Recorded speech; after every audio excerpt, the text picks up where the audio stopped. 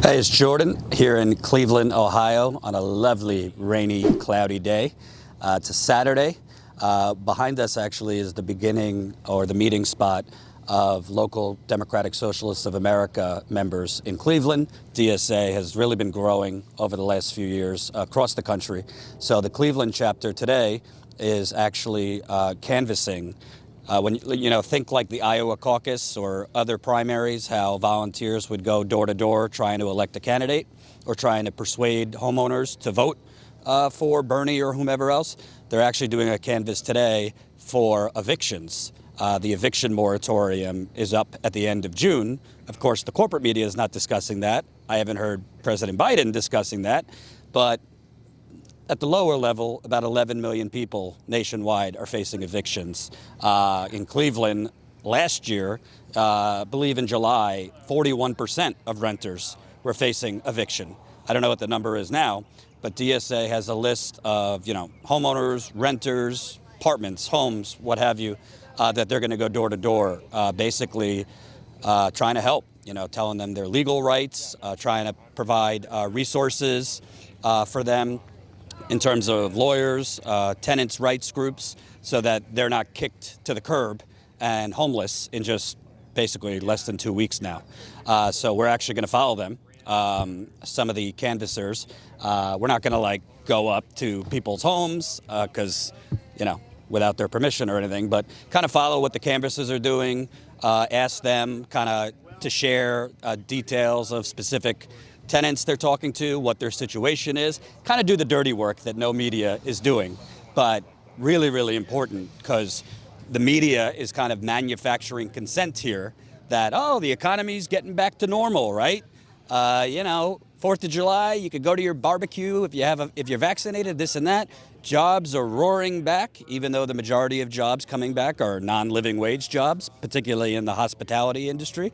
But the reality is, this is a tale of two countries, and millions of Americans are facing homelessness now because first, starting with Trump as president and now Biden as president, they've done nothing permanent during a pandemic to avoid people being evicted from their homes. Meanwhile, the Koch brother remaining, banks are buying up houses, apartment complexes like hotcakes right now, so that when the moratorium is up, they could evict people and then probably flip those homes and apartments for a pretty nice profit. United Corporations of America. So, like I said, this is the meeting spot. You got volunteers here that are about to start canvassing, and we'll be following some of them door to door. These are the things you're going to be giving out at every door. There are as many of these in your folder as there are houses that you've been assigned to. The only other thing in your folder are the CDC moratoriums. I'll explain more about what you want to do with that later. So basically you're going to want to, when you knock on the door, you're going to want to introduce yourself, say, hi, I'm so-and-so, I'm from Cleveland DSA. We are a tenants' rights organization. A lot of times people will be hesitant to open the door for you because they think you're from the landlord or from the city. Just make sure that they know you are not from the city, that you are also a renter, or even if you're not a renter, that you are just part of the community and you're just looking to help. And then once you know who you're talking to, because somebody might answer the door that's not the homeowner, that's okay. Not the homeowner, but the renter. That's okay. Talk to whoever you can. Ask for the person on your list, but if they're not there, just talk to the person there. And then you're going to want to run through these 5 steps really quick. This pamphlet explains it in pretty good detail and that's good because people will have a hard time retaining all the things you're telling them.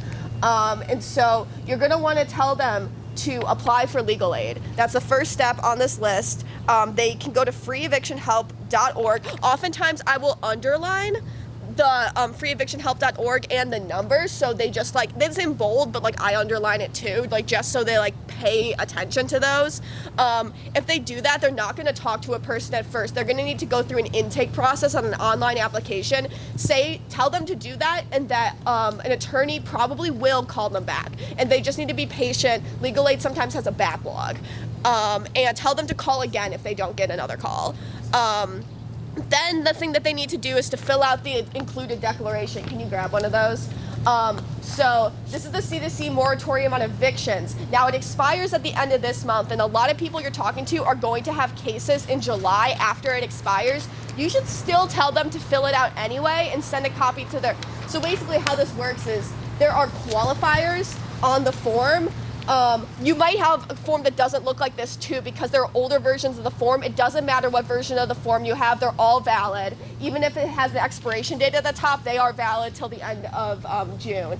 So you say they should go through this and make sure they qualify. Basically everyone you talk to is going to qualify because they have to earn less than $99,000. Okay, like none of us earn more than $99,000. And that they can't pay rent because, you know, something happened with COVID. Oh, hi, Andy.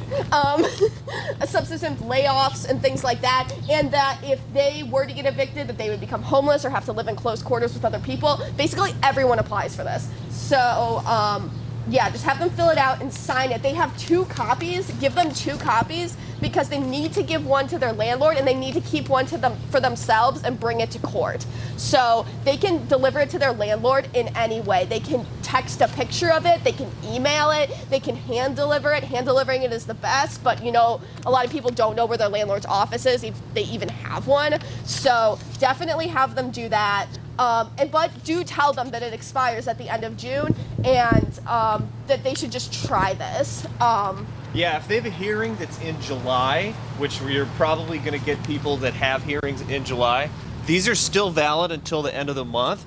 And it's just another thing that they can have that's ammo going into the hearing. Like if they've filled that out, that's another thing that they can say, like they've done due diligence. Just another thing that they can present. And you want to make sure if there are multiple adults in the house, each of those goes to each adult. Where you say, Alec?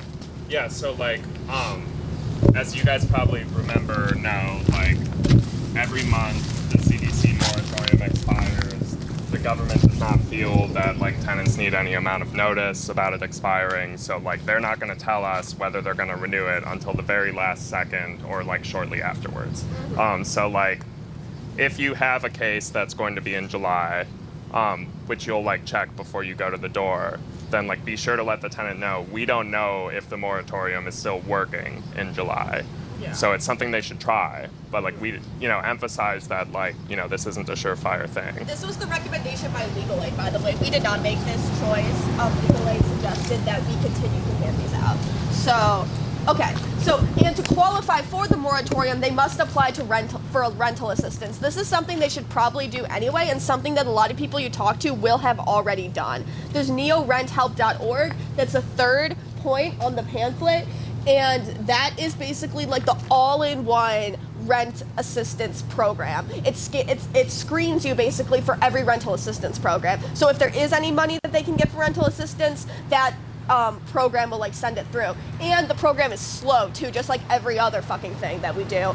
So even if they don't get any money, as long as they applied, it's still a good thing. It still proves that they wanted to qualify for all the stipulations of this moratorium, and it's something that they can say at their hearing that sort of like puts them on, that might put the judge on their side a little bit more. And then the 4th thing is probably the most important part, okay?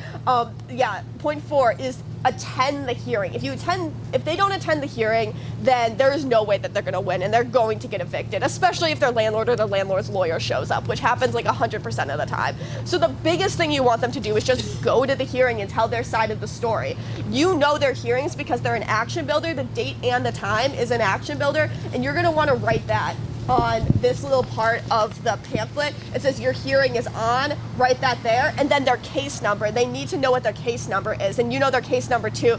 They're all like labeled that way in Action Builder, so write down their case number too. It's gonna be like 2021 CVG and then like a string of like 5 or 6 numbers, I'm pretty sure. That's their case number. Make sure you write it down. They need their case number to get a Zoom hearing. So some will elect to go to the court, and that's fine. But if they go to the court, they're just going to be sat in front of a computer and go to the hearing on Zoom anyway. They could just do that from their home if they have internet access or a computer or whatever. And to get the Zoom link to do that, they need to email housingcourtcivil@cmcoh.org with their case number in the subject line, and they need to say, hey, I want to attend my eviction hearing on Zoom. So make sure they do that. If they do not have a way to use Zoom, or if they need assistance with Zoom, you know, we're all like Gen Xers / millennials. So, you know, like just talk to them, like give them some advice, you know. If they have like their phone out or something like that, even stand there and walk them through it. Because you can call into Zoom as well. Yeah, you can call don't have into to Zoom. do video on Zoom. You can do an audio call. Yes.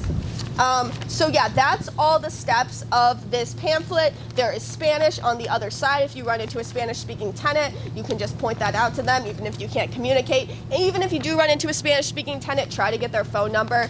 That's another thing. When you're talking to the person, please, please, please try to get their phone number so we can follow up with them before and after their hearing, because we want to keep track of, you know, how every single person we talk to is doing, what the results of their hearing was, and yeah, that's basically it. I kind of want to add something, which is like, if you are in a multi-unit building, like an apartment or something like that, you found a way inside, and there are like multiple like evictions going on in the building, please make note of that, because we are looking for places to potentially organize, talk to tenants. You know, if you run into somebody's neighbor, you know, and the person mentioned that their neighbors are having issues, talk to that neighbor, you know, do what feels right. Don't do anything that makes you feel uncomfortable, but, you know, try to figure out what the situation is in the place that you're at, because that is really why we're there. We are there to, like, understand the problems of the community and, like, what they're facing and help them in any way we can, mostly through building working class power. So, yeah, just, you know, explore, investigate, figure out. There's a notes section, an action builder. You can put any notes in there that you want. And yeah, and just fill out the questions that are in action builder. Chad? Would it be smart if somebody thinks they have a situation like the one you described to bring it up to you guys at the end It would when be you come smart back? that when you come back here, be like, hey, you know, I ran into so-and-so at this place, and, you know, it seemed like, you know, the water was shut off, and, you know, stuff was falling off the ceiling, and people didn't have hot water, and we were, like, really concerned about this place, and you know, it seems like, you know, we could go back there and talk to them. Please, please, please bring that up to us, because we want to go back there.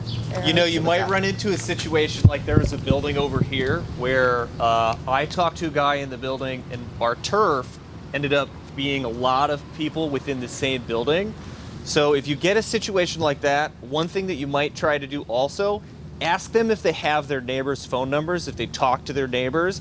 And that's one way that you can kind of segue into a little more collective action between the tenants, because like in the building over there, all the, you know, this particular guy thought that he made an agreement with his landlord, but they all got eviction forms anyway. They all had eviction hearings. And so that's a situation where like collective action is definitely warranted and will definitely help them out. That's another thing that's like part of the importance of getting phone numbers. You know, like just to add to what Anna said, you want to make sure to cover the, you know, you'll write the case number on the outside and inside of the pamphlet, and then if they're not home, obviously you're going to leave this there with the other information. Sometimes it can feel like you're just there kind of telling them like, hey, blah, blah, blah, your hearing is this, do you know about it? Are you going to attend? Do you plan to attend on Zoom? What you just something to add as well is to listen to their story, because by listening to what they're saying, what you're going to get is a scope of what's going on with them, because they're going to give you little details like the, you know, like one guy of Canvas said that he thought he made an agreement with the landlord. And so obviously that doesn't turn out to be the case because his landlord's trying to evict him anyway. So it's important to gather little details like those, because if we can get their phone numbers, we can make follow-up calls to those people, check how they're doing. And then that also goes into like part of the organizing feature of all this. Yeah. Do you have anything to add, Alec?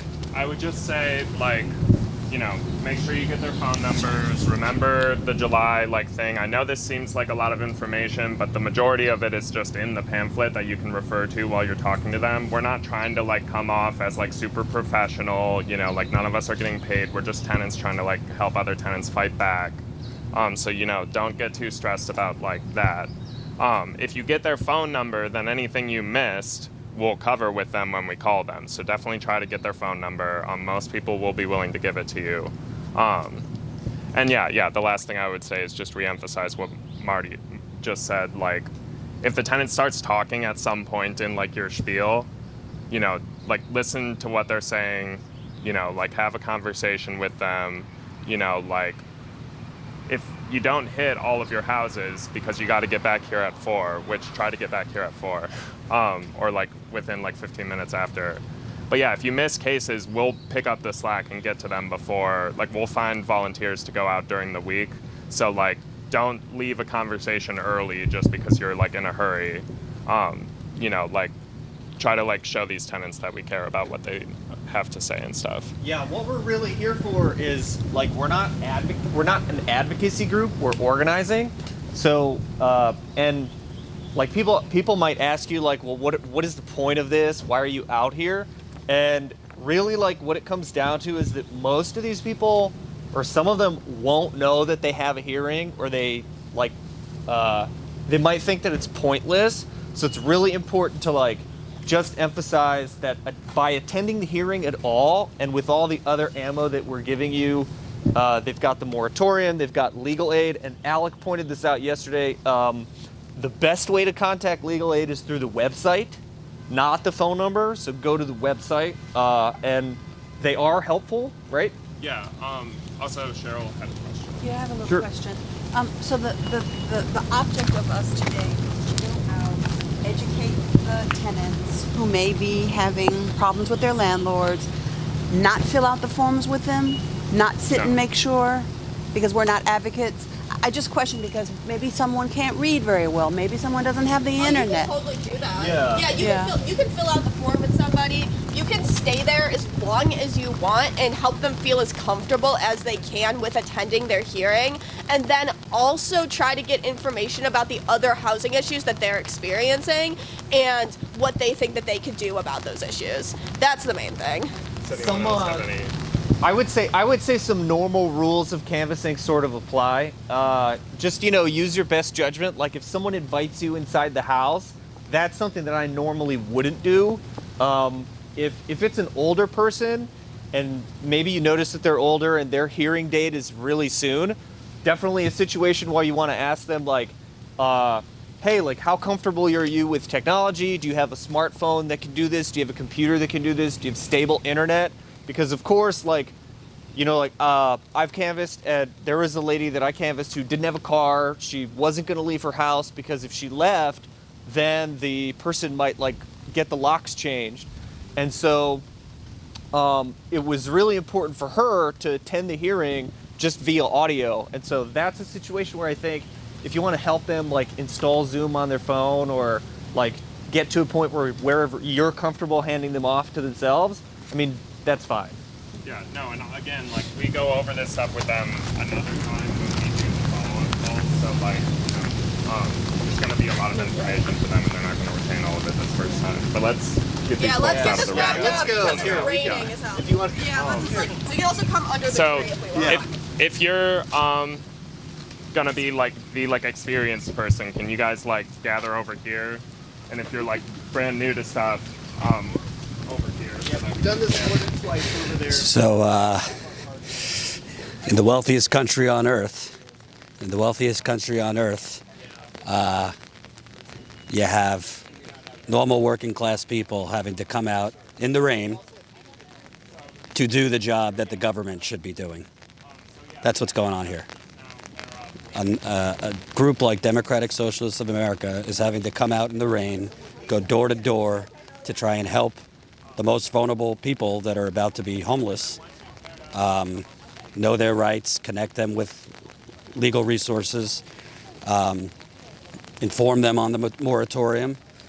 It's just really something, particularly when we have all this bullshit propaganda from the media, from President Biden, the Democrats, that everything's getting back to normal.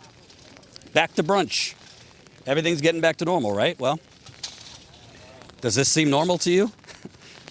Does this seem normal that this is happening?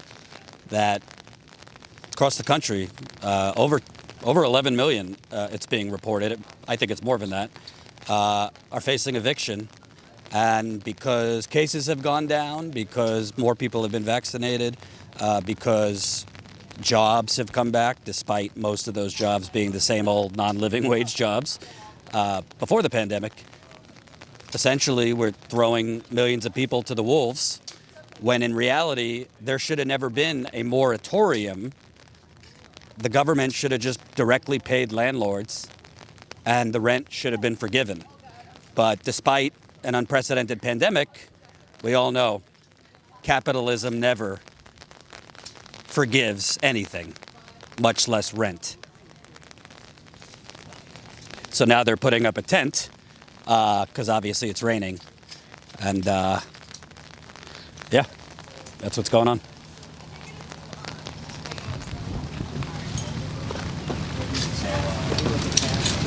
Okay. In terms of not destroying. Hey, it's Jordan. I am here with Milo. We're in Cleveland. Kind of a neighborhood that's definitely low income, more impoverished than the gentrified area. And we're following Milo with the Democratic Socialists of America here in Cleveland around. He's actually going door to door, talking to residents, renters that are facing eviction at the end of the month. So tell me about, we're not going to show the house, just to be respectful.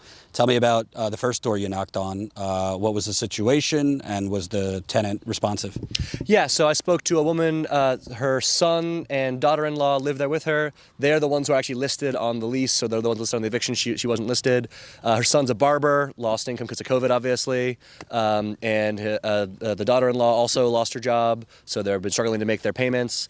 They were not aware. So the city of Cleveland has a program where low-income renters can get a free lawyer for their eviction cases. They were not aware of this, and it's not automatic. You have to apply. So, no one had told them about this. They're planning on going to the hearing. They want to fight to stay there, but they need a little help because they're only just now starting to return to work after things have opened back up.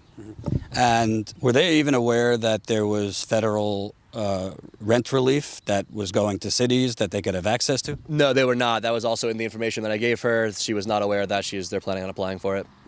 And this isn't just a Cleveland thing, but there's reports coming out that across the country, you're talking hundreds of millions of dollars that was supposed to go towards rental relief. Like 3% of it, 4% of it, 5% of it has gone to actual tenants. So like everything else, bureaucratic nightmare, which seems to be designed intentionally to be inaccessible. Yeah, well, the way they're administering it here is the money actually goes to the landlord. So the tenant has to apply, then the landlord has to also fill out the forms, so then it goes to the landlord. So in my building, a bunch of my neighbors were far behind on rent during the pandemic, went out of their way to apply for this, tried to get access to it, and the landlord just never filled out the form, just sat on it. So they're racking up thousands of dollars of debt, and that money could be going to them, and the landlord and then eventually sold the property to this new landlord who comes in and is like, oh, all these tenants are behind, we better evict them. And meanwhile, the tenants had been doing exactly what they were supposed to do, applying for the assistance, filling out all the forms, but because they've administered it so that only the landlords can receive it, they don't trust tenants with the money, then that meant that they were unable to be served by the program. And this tenant in particular, she's got only a few weeks.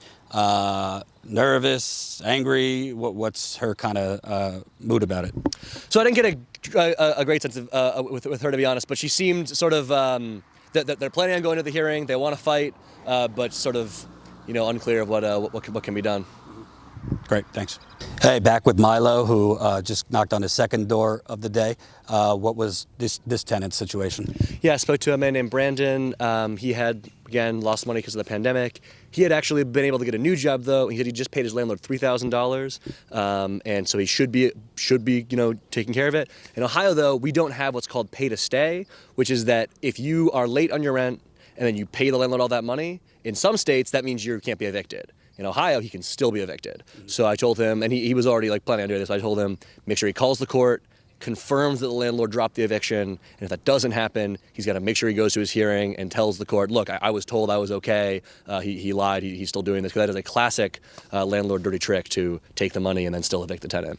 So is $3,000 what he owed, or was there more? Presumably, I didn't get the details, but yeah, presumably. Okay.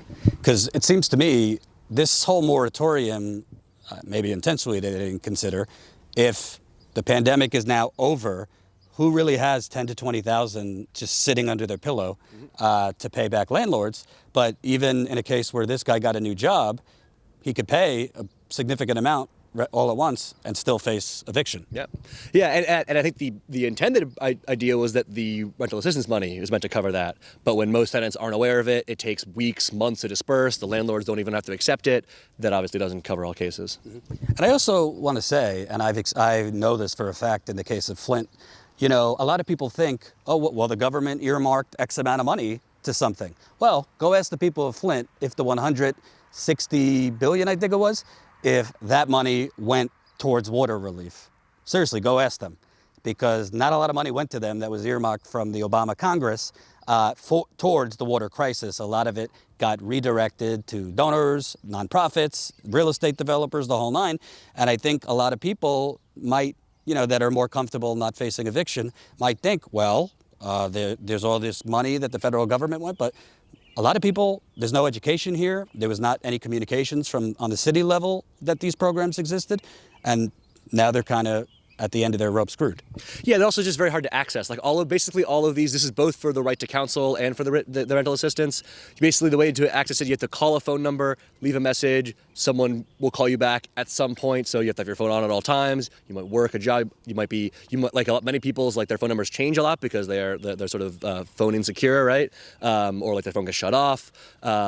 And so, or you know, we're all just getting constantly spammed all day by like spam calls, right? Like, so it's like they'll always be ready to pick up your phone for some random number. It just falls through the cracks, right? So I know that some places have put in rules saying that if a landlord tries to file an eviction, that they have to proactively apply for rental assistance on behalf of their tenants, and they can only evict if the tenant's ineligible or whatever. So it puts the burden on the landlord, not the tenant, to do it. But Cleveland has not done that, and so many tenants who probably would be able to get covered by this are just unable to get to access it, or it takes too long. You have about 4 weeks before when an eviction is filed to your hearing, and the rental assistance takes much longer than that to disperse. It takes months to disperse. So you can tell your landlord, hey, look, the money's coming. Like, please don't evict me. It's on the way, and he might listen or he might not. Whereas if they could disperse it faster, you would actually be able to show up with that money in hand and say, no, look, we're good here.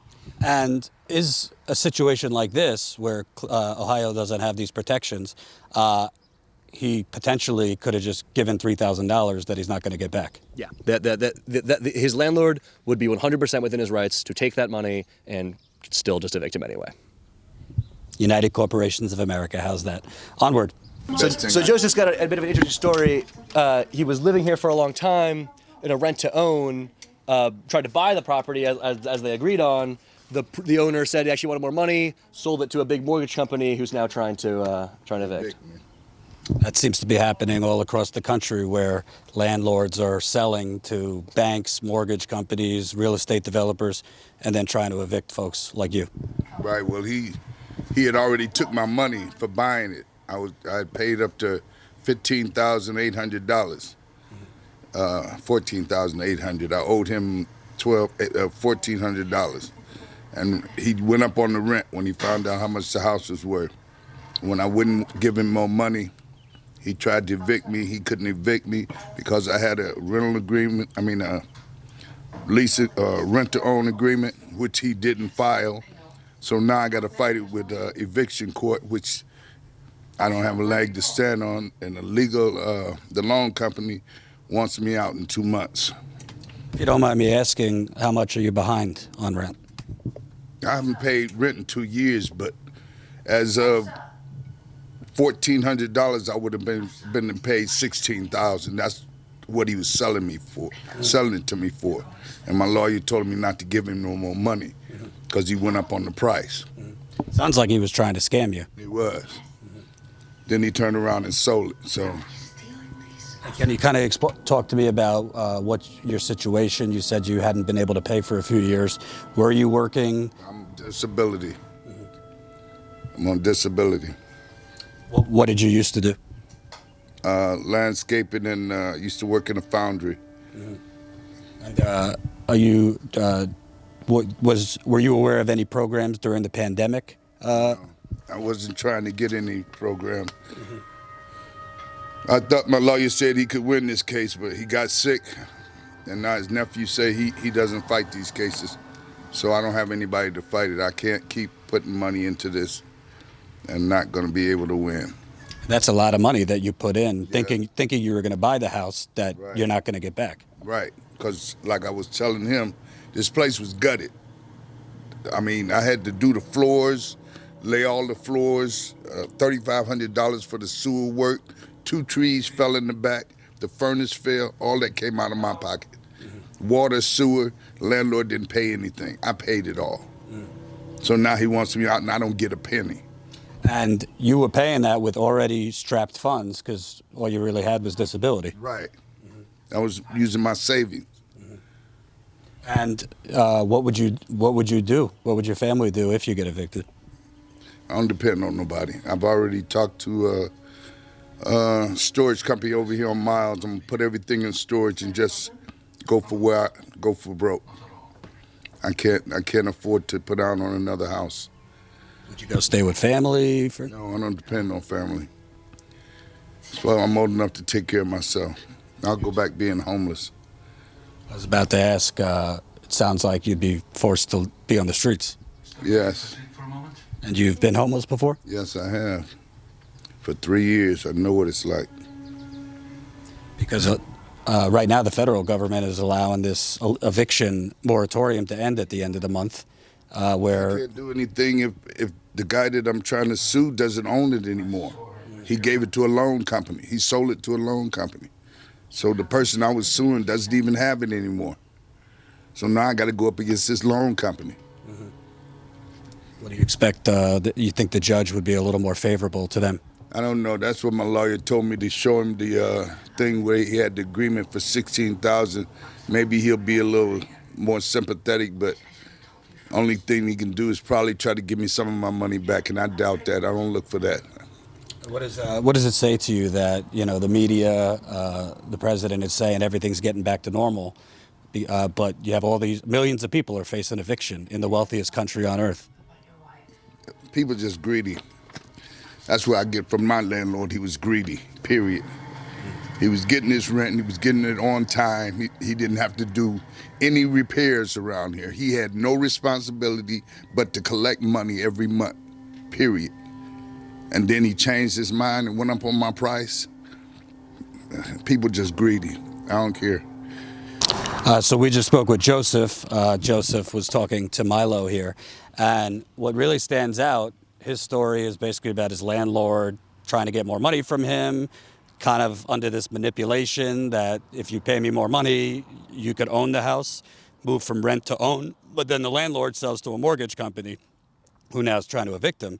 And this is going on all over the country. In some cases, landlords are flipping to mortgage companies, to banks, to the Koch brothers, possibly Jared Kushner's involved because BlackRock. And it's a massive housing.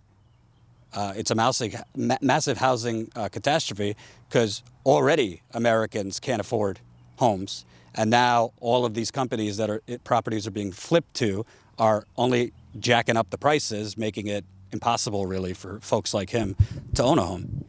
Yeah, I mean, there's already such a power imbalance between a landlord and a tenant, even just like in any situation. But now when it's between a tenant and a bank or a giant mortgage company who can, you know, afford to hire lawyers, that power imbalance just becomes even. I mean, you could hear talking to Joseph that like it's hard to feel like you can go up against these giant companies and win.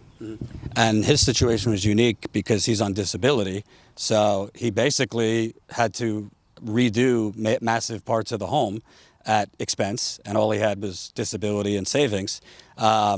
He's, you know, was having trouble paying rent for, you know, variety of reasons, but essentially he paid thousands and thousands and thousands of dollars to the landlord under the basic, you know, I guess honor code that he was on the path to buy it.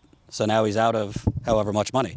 Yeah, I mean, I have no doubt that the the previous landlord, behaved unethically and probably even illegally in this. But, now that the title has transferred to this mortgage company, like he was saying, he's suing the wrong guy. Like all of that is sort of goes behind the wayside. I mean, I think it's a fairly common situation where these things just get lost in the cracks, like as properties change hands. And I think to you as an organizer, this is valuable because if you don't know the specific circumstances, if you don't know the specific scams, if you don't know, how do you organize to fight something you don't know? It's kind of like why we do journalism. How do you inform the masses and even persuade people that certain things aren't right if they don't know what's happening? Yeah, I mean, I would say it's like every eviction case has its own, is unique, but also they have all these through lines and commonalities between them. And so the process of organizing is getting people to see those through lines, that common interest, those shared issues, and moving them to action around it. Thanks, man. I think this is the fourth house we followed you to. We just spoke with one tenant. What was the situation with this tenant? They didn't answer. Didn't know. Someone answered like the ring thing, but I think they're not actually home. And that's kind of a thing. I mean, obviously, it's kind of boring for a news show's point of view. But a lot of times, like Jen and I canvassed in Flint, we knocked on nearly 500 doors. Probably, I would say the majority didn't answer, actually, even though we spoke with close to 100 residents and knocked on 400 doors. You get a lot of that when you're organizing, right? Yeah, it happens. I would say that when you do talk to people on this kind of canvas, where it's not like for a political candidate or something, they're much more eager to talk to you when you do get to talk to them. But, people are not home. There's no car in the driveway. They're probably just not home. Hey, it's Jordan. I'm here in Cleveland with Robert. We're at your home where you've lived for 5 years. And I understand that you're facing eviction. Yes, Can you kind of explain what's going on, what your situation is? because I had a dog in the house. The dog was helping me out. When people come to the door, the dog will bark and notify me. Or if I fall, the dog will make sure I'm okay and push my 911 alert button and call the paramedics to come help me off the floor or something. And how'd you get behind in your rent that... I'm not behind. Oh, you're not? No. So why are you facing eviction then? Because of the dog I had in my house. Oh, I see. So they're trying to evict you because of the dog that's helping you in many ways? Yes. And how long have you been disabled? Well, I've been had about a year and a half. And did the landlord, when you moved in here, was there a problem with having a dog? No, not until I got one. Then he said he don't want no dogs in here. And I said, why? You have a dog. Why can't I have one? Dog ain't never tore nothing up or anything. And how much has the dog changed your day to day in terms of helping you with a lot of the functions? It helped me out a lot. Helped me get motivated to get up and try to walk. Cook for myself or whatever. And how'd you become disabled, if you don't mind me asking? I had a stroke. A stroke. And during the pandemic, was there any change in your disability or the services you get? No. Good. And what are you going to do if you're evicted? Do you have family to go with? I'm gonna have to find somewhere to go. Well, I'll probably try to contact the social worker at the VA to see if they have me go somewhere, someplace they got. You're a veteran. Yes. Thank you. I appreciate it. Okay, no problem. Have a good day. You too. So here's Drew, another organizer. You've been experienced for a couple of years with Democratic Socialists of America. I was asking your colleague, I don't know, it's really striking that just working class people in America literally have to come out in the rain to knock door to door and do the job that, frankly, our government should have done and should be doing now. Obviously, it's not your first rodeo, but what does it kind of say to you that the government, while they say everything's going back to normal, are about to let millions of people, be tossed into the streets potentially? Yeah, it's a pretty big bummer, obviously. This should also be the job of a lot of nonprofits, but a lot of those nonprofits, their funding is tied to, making sure they can't actually do direct organizing. So, yeah, we're trying to, bridge that gap. As for the government, I think we all kind of understand that, they're letting a lot of people fail anyway. So, yeah, what else can we do besides either read about it and do a book club and get depressed, or, actually try to do some direct action and make a difference? I want to ask you about that because, like, nationwide, and especially online, a lot of progressives are kind of dejected, growing cynicism. Everybody's a sellout, everybody's a fraud. They don't, people have been criticizing progressives in the House that they don't think are fighting hard enough against the establishment.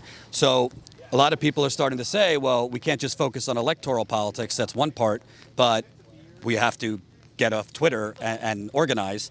As an organizer with DSA, how can people kind of shift their thinking to actually fight back and actually win some victories?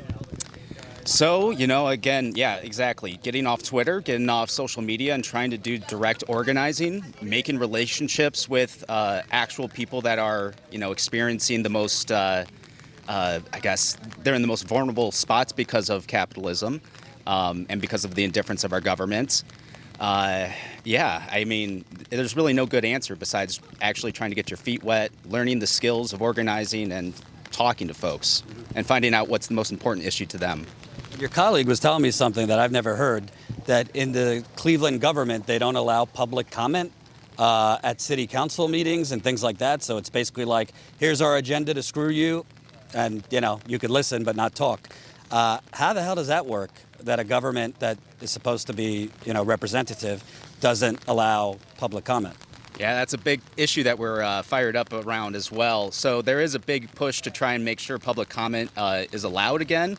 But right now, yeah, City Council kind of just wants to set the agenda, tell us what's up, and make sure that we don't actually have a voice. So that's another place that we need to focus on putting pressure on. And is it possible, call me a cynical Susie, that city council members are taking a lot of money from real estate developers who want to evict the very people you're going to speak to today? Oh, yes. I mean, it's not everyone on council. There are a couple allies, but there are certainly stronger allies with some of the landlords and development companies there. Not going to name names, but it'd be great if they end up getting off of council with some of these more progressive candidates that are running this year. Which is transparently corrupt, but it's basically just been accepted in our society that on the local level, federal level, these politicians are taking bribes. They certainly are. We actually just lost one councilman because of some bribes that they got caught under some major corruption. So the other folks seem to be hiding it pretty well, but I think it's about time that, the normal civilians are becoming awake to it. And can you kind of set the scene, like what is the general, I don't know, demographic, but like the people that you've been talking to that are facing eviction, are they kind of working class that are just like everybody else? Vulnerable minorities? Who are the people, kind of facing this cliff? Yeah, absolutely. They're mostly poor working class folks. A lot of people have been absolutely devastated from COVID, either losing their job, losing loved ones. A lot of these folks were the target of evictions before COVID, but everything has gotten a lot worse because of that. Yeah, absolutely. They're the folks that are working hard jobs. Talk to a lot of people that are like STNAs, and STNAs usually work, $10 per hour, $12 per hour. It's an STNA? State tested nursing assistant. So those are some of the toughest jobs. And a lot of folks that were put directly on the front lines of COVID that ended up losing wages because they had to either got sick, they got laid off, whatever. And because of that, they're now facing eviction. So those are the, predominantly those are the folks that we are, going to, giving them the information, trying to help them, fight their eviction hearings and hopefully win. They still have to pay the rent, but at least fighting off that hearing to qualify for the CDC moratorium is an important step, which is actually pretty scary because that's supposed to run out at the end of the month here. What does it say to you that in the wealthiest country on earth, there wasn't even a push to forgive the rent? Biden just increased the military budget. We know about, Jeff Bezos and the rest of them paying no taxes. We know about, honestly, companies that are massively wealthy were getting PPP, small business loans. But they couldn't find enough money to just directly pay landlords during the core period of this pandemic. So why was it a moratorium in the first place when who the hell could pay $10,000 to $20,000 in back pay for rent? Sure. Well, there is rental assistance that is out there, part of the CARES Act, but even, qualifying for that is, it's wrapped up in a lot of bureaucracy. I mean, it just shows that our country puts, profit over people pretty consistently. And it's really depressing. We definitely could have canceled rent. We could have forgiven that, but obviously the political pressure is there by landlords and companies to keep rent happening. And banks that are buying up these homes and apartments so that they could then turn a profit once people are evicted. That's true. Yeah.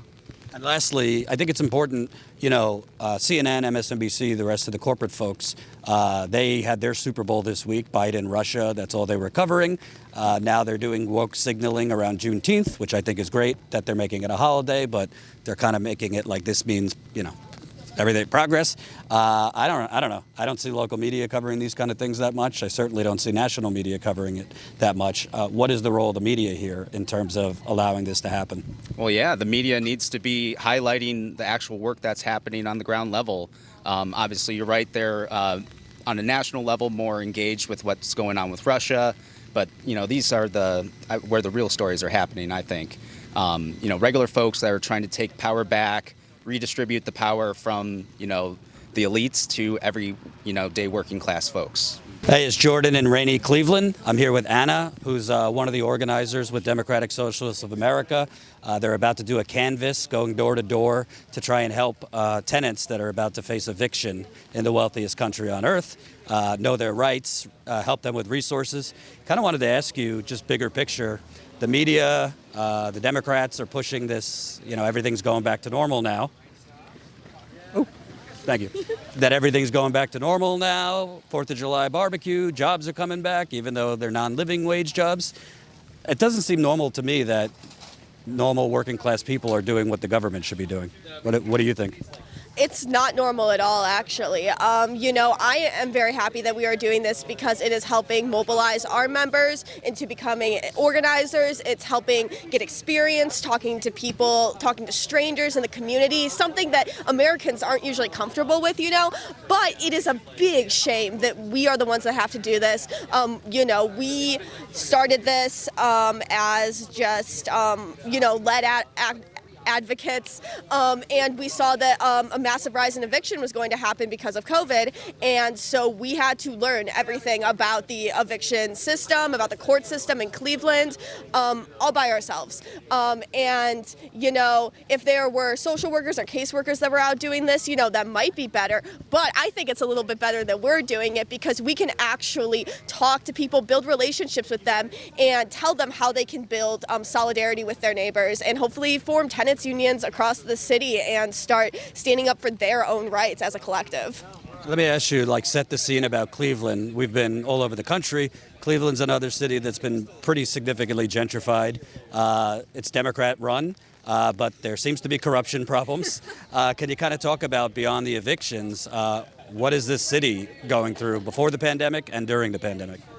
This city is going through essentially what is a stalemate. There is, in city council and in the mayoral cabinet, there is a big inclination to just not rock the boat. Don't do anything, stay quiet. They don't even have there's not even public comment at our city council hearings, and when you do go to the city council hearings, they run through the agenda like we don't even know what's going on. There is already consensus around everything that's going on throughout all of city council. Basically, there is never debate. There is never question about, what kind of laws are being passed, what kind of, protections are being passed. It is a really bad situation here as far as dissent amongst local government. And my last question is, it seems to me the jobs that are coming back are non-living wage jobs. Meanwhile, it just came out, Jeff Bezos, Elon Musk, Michael Bloomberg, the rest of the plutocrat gang aren't paying any taxes. Biden has increased the defense budget. So do you see, obviously it would take a lot, But as we're seeing these conditions where more and more people are facing the economic abyss, that there can be more organizing on the local level, whether it's DSA or other groups, maybe long-term some economic protests. What are you seeing the trends are here and hopefully across the country? Well, unfortunately, crisis is the mother of invention, sort of. You know, when people are in crisis, it is a bad and a good time to organize them. You know, when somebody's in crisis, they actually understand how bad the situation is, and it helps move them to action. We prevented a mass eviction down here, and the only way that was possible is because it was a mass eviction situation, and the neighbors understood that they were not going to fight this on their own, that they needed to come together and stand up together to prevent the new developers from kicking them all out of their building. That's the sort of thing that I see happening probably across the city and across the country, especially in regards to, like you said, like non-living wage jobs in these factories. We have a few Amazon packaging centers around here and stuff like that, paying non-living wages, you know, no benefits, having people working like 60 hours a week or whatever. People are going to get sick of it. People are going to get really tired. And once they know that there are other people out there who think and feel the same way that they do, it is probably going to change a lot. And I see that sort of positive change happening. Thanks, Anna. I appreciate it. Of course. Thank you. Yeah.